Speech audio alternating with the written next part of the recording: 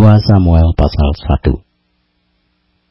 Setelah Saul mati, dan ketika Daud kembali sesudah memukul kalah orang Amalek, dan tinggal 2 hari di Siklag, maka datanglah pada hari ketiga seorang dari tentara, dari pihak Saul, dengan pakaian terkoyak-koyak dan tanah di atas kepala. Ketika ia sampai kepada Daud, sujudlah ia ke tanah dan menyembah. Bertanyalah Daud kepadanya, "Dari manakah engkau?" Jawabnya kepadanya, "Aku lolos dari tentara Israel." Bertanyalah pula Daud kepadanya, "Apakah yang terjadi? Coba ceritakan kepadaku." Jawabnya, "Rakyat telah melarikan diri dari pertempuran. Bukan saja banyak dari rakyat yang gugur dan mati, tetapi Saul dan Yonatan anaknya juga sudah mati." Lalu Daud berkata kepada orang muda yang membawa kabar kepadanya itu, "Bagaimana kau ketahui bahwa Saul dan Yonatan anaknya sudah mati?" Orang muda yang membawa kabar kepadanya itu berkata, "Kebetulan aku ada di pegunungan Gilboa."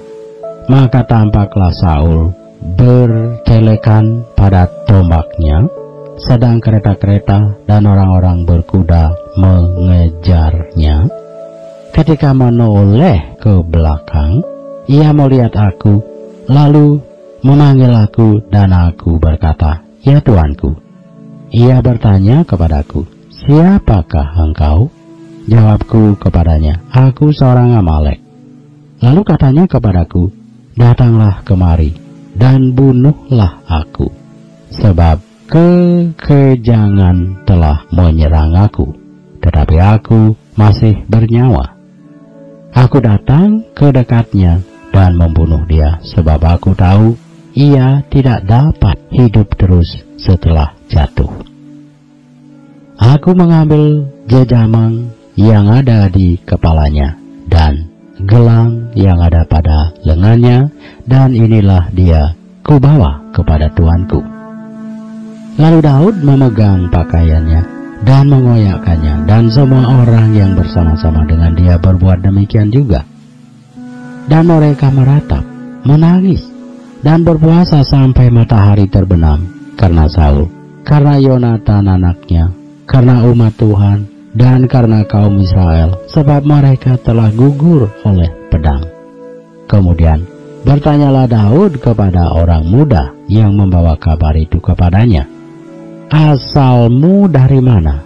Jawabnya, "Aku ini anak perantau, orang Amalek." Kemudian berkatalah Daud kepadanya, "Bagaimana? Tidakkah engkau segan mengangkat tanganmu memusnahkan orang yang diurapi Tuhan?"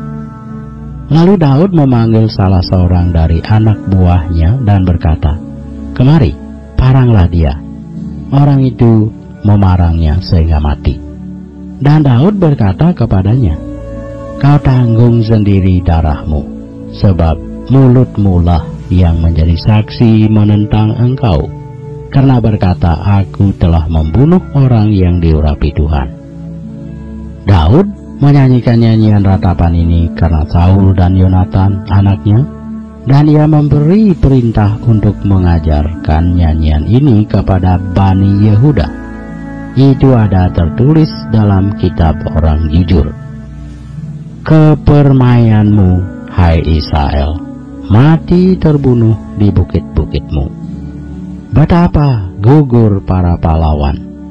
Janganlah kabarkan itu di Gad, janganlah beritakan itu di lorong-lorong Askelon, supaya jangan bersuka cita anak-anak perempuan orang Filistin, supaya jangan beria-ria anak-anak perempuan orang-orang yang tidak bersunat.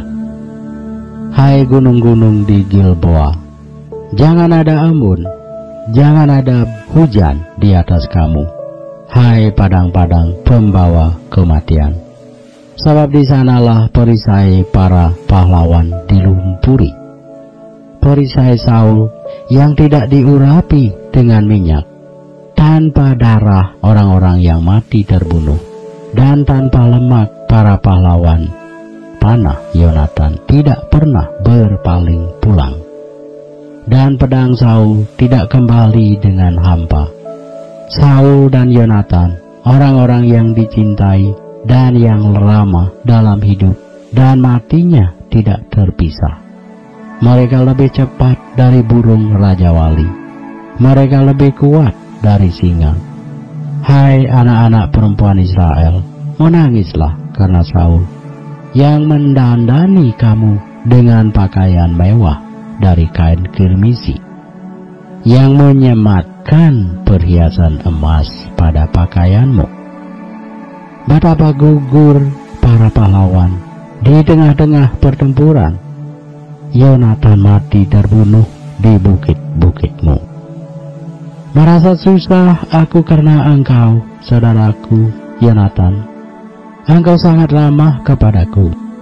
Bagiku, cintamu lebih ajaib daripada cinta perempuan. Betapa gugur para pahlawan dan musnah senjata-senjata perang.